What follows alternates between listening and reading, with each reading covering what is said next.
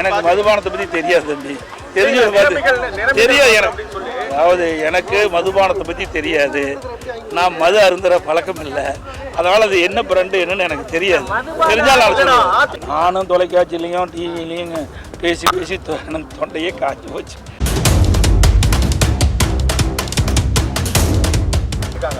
எனக்கு மதுபானத்தை பத்தி தெரியாது தம்பி. தெரியாது அதாவது எனக்கு மதுபானத்தை பத்தி தெரியாது. நான் மது அருந்துற பழக்கம் இல்லை. அதனால அது என்ன பிராண்டு என்னன்னு எனக்கு தெரியாது. தெரிஞ்சாலும் நானும் தொலைக்காட்சியிலையும் டிவிலையும் பேசி பேசி தொண்டையே காய்ச்சி போச்சு. உங்களுக்கு எல்லாத்துக்கும் தெரியும். நம்ம சேலம் மாவட்டத்தில் இருக்கிற தொலைக்காட்சி நண்பர்கள் பத்திரிகை நண்பர்கள் அத்தனை பேருக்குமே தெரியும்.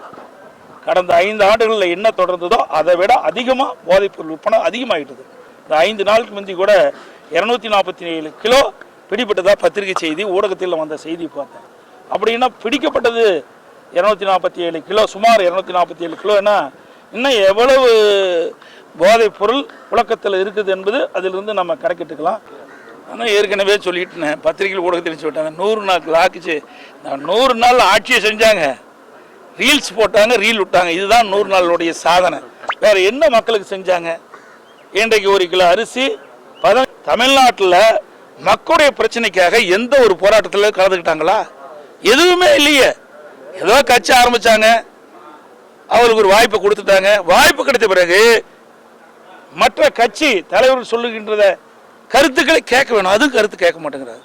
குறிப்பாக சொல்ல வேணும்னா இன்றைக்கு தமிழக வெற்றி கழகம் ஆட்சிக்கு வருவதற்கு துணை நின்ற கம்யூனிஸ்ட் கட்சி, அதே போல விடுதலை சிறுத்தை கட்சி, இந்த கட்சிகள்லாம் கூட அனைத்து கட்சி தலைவர்கள் கூட்டம்னு சொல்றாங்க. அந்த கருத்தை கூட அவர் ஏற்றுக்க மாட்டேங்கிறார். தொழில் முதலீட்டாளர் இருக்கின்ற மாநாட்டை அம்மா தான் முதல் 2015 கொண்டாந்தாங்க. 2019 நாங்கள் கொண்டாந்தோம். அதுக்கு பிறகு திமுக கொண்டாந்தது. எப்பவுமே ஒரு பெரிய தொழிற்சாலை வந்த பிறகு பார்ட் 1, 2, 3ன்னு போடுவாங்க. டாட்டா பார்த்தீங்கன்னா ஒசூரில் முதல் பகுதி, 2ஆவது போய் பண்ணாங்க, 3ஆவது போய் திமுக பண்ணாங்க, இப்போ 4ஆவது. இப்படி ஏற்கனவே தமிழகத்தில் இருக்கின்ற தொழிற்சாலை விரிவுபடுத்துறாங்க. அதில் தான் அதிகமாக புரிந்துணர்வு போட்டிருக்காங்க இல்லையா? பெரிய புதிய தொழிற்சாலை வந்ததா தெரியல. யாரை போய் பார்க்கறது? இப்போ என்ன பார்த்த மாதிரி இந்த 100 நாளில் இந்த முதலமைச்சரை பார்த்து கேள்வி கேட்க முடியுமா? நாட்டுடைய முதலமைச்சர் இந்த 100 நாளில் என்னென்ன எங்களுடைய தமிழக வெற்றி கழக அரசு என்னென்ன நடவடிக்கை எடுத்திருக்குது துறை வாரியா சொல்ல வேணும்ல. எதையுமே காணாம பேட்டியே கொடுக்க மாட்டேங்கிறாரு. சார் இன்னைக்கு கூட சுதந்திர தின விழாவில் 36ல் 1.5 ட்ரில்லியன் ஏற்றுறது தான் என்னுடைய. அது வரைக்கும் அவர் ஆட்சியில் இருப்பாரான்னு பாருங்க. இருக்கிற காலகட்டத்திலேயே செயல்படுத்த முடியல. இன்றைக்கு நமக்கு காவிரியிலிருந்து கிடைக்கின்ற நீரை கூட அவர் பெற முடியல. அனைத்து இந்திய அண்ணா திராவிட முன்னேற்ற கழக ஆட்சியில் உச்ச நீதிமன்றத்தில் பெறப்பட்ட தீர்ப்பை கூட இவரால் காப்பாற்ற முடியாத ஒரு கேள்விக்குறி இன்றைக்கு இருந்துகிட்டு இருக்குது. அதை பத்தி அவளுக்கு கவலை இல்லைங்க. எதை பத்தி கவலைப்படுறாங்க? தெரிஞ்சா தாங்க. அவன் ஒண்ணுமே ஆட்சி இப்போ கட்சி ஆரம்பிச்சே 2.5 வருஷம் தான் ஆகுது. நாட்டில் என்ன நடக்குன்னு தெரியல. எழுது மக்கள் சொல்றதாக கேட்கணும், எழுது மற்ற கட்சி தலைவர் சொல்றதாக கேட்கணும், எழுது உங்களை போல ஊடக நண்பர்கள் பத்திரிகை நண்பர்கள் வெளிப்படுத்துவதாவது அதை பார்த்தாவது செயல்படுத்தணும். எதுவுமே செயல்படுத்தாத ஒரு முதலமைச்சர் இன்றைக்கு மௌன முதலமைச்சர் நம்முடைய விஜய் அவர்கள். அதை கூட சொல்லக்கூட மாற்றுத்திறனாளி சொல்லுங்க, ஏன்னா நாளைக்கு அவங்க கோவிச்சுக்குவாங்க. அதுக்காக சொல்றேன். ஒட்டுமொத்தமா ஏமாத்திட்டாரு. ஓட்டு போட்ட மக்களுக்கு இந்த 100 நாள்ல என்ன கொடுத்திருக்காரு? அண்ணா திமுக ஆட்சியில் போடப்பட்ட திட்டம், திமுக ஆட்சியில் போடப்பட்ட திட்டம் வெற்றி வெற்றின்னு மக்களை ஏமாற்றினதுதான் மிகப்பெரிய ஏமாற்றம். இதே ஆதவன் அர்ஜுன் தானே சொன்னாரு, 3 மாதம் பொறுத்திருந்து பாருங்கள் எங்களுடைய ஆட்சின்னு. அவர் தானே சொன்னார், நாமளே சொன்னோம்.